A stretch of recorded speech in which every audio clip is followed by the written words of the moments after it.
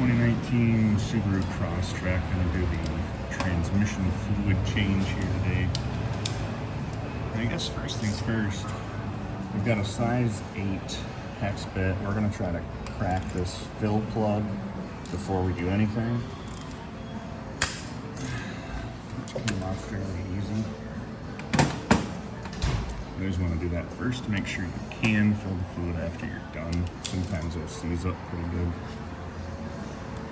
So you got 14 millimeter down below. Go ahead and drain her out. Be sure to grab yourself some crush washers to replace on the fill plug and drain plug. Once she's done draining, that plug back in, tighten it down,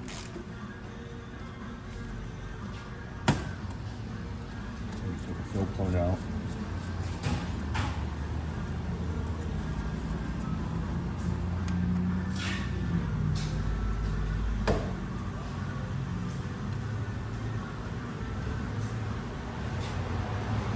We're going to be using genuine CVTF2 from Subaru today. I know there's a lot of speculation on Valvoline and Idemitsu. I guess if you're going to go aftermarket fluid, I'd lean towards Idemitsu, but I don't like to take chances, so we're using genuine Subaru today. You can use any kind of transfer pump to get the fluid back into the transmission. I've just got this little push-pull pump here. So this is just going to be the initial fill. We're going to fill it up until it starts bleeding out of this access port just a little bit.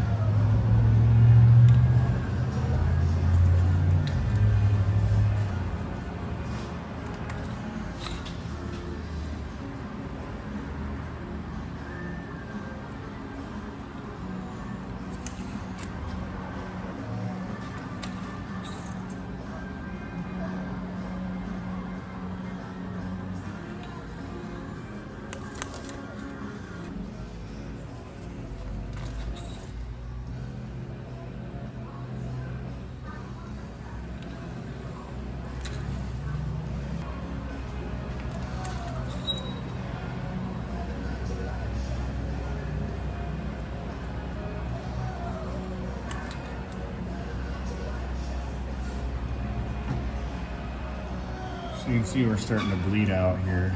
That was about 3.5 quarts for that initial fill. We're going to plug this back up. We're going to go up and start the car, get this to temperature, and finish our filling. So we've got the car running now. We're going to take this fill plug back out.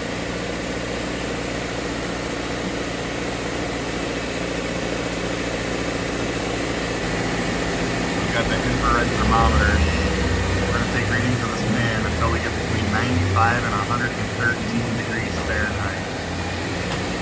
So for now, we can add a couple more quarts.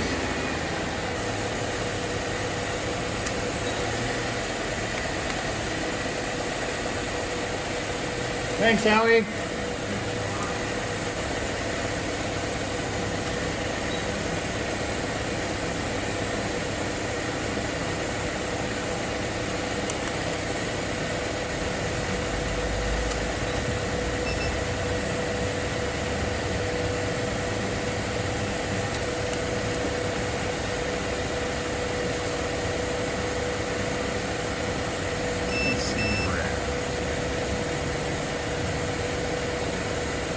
About to reach 80 degrees.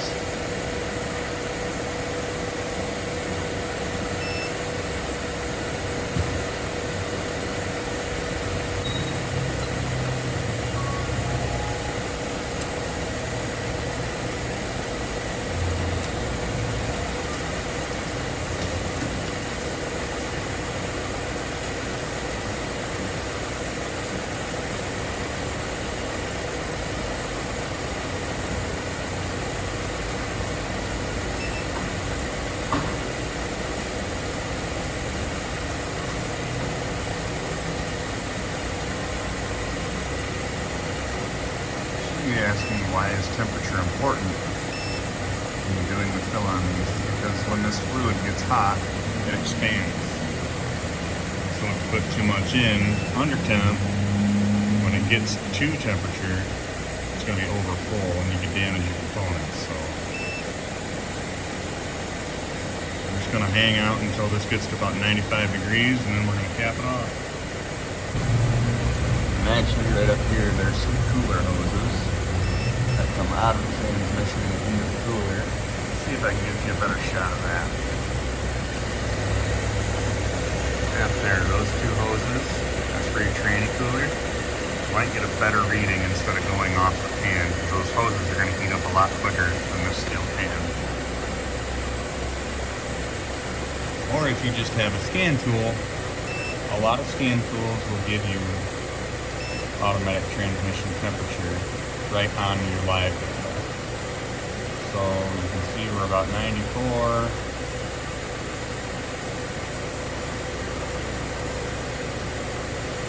So 95.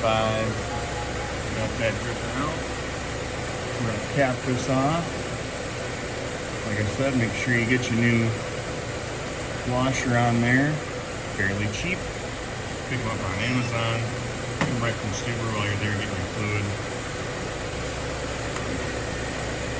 Tighten that baby down.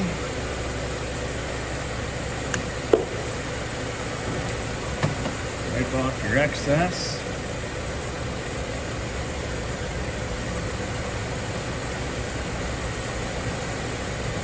And there you have it.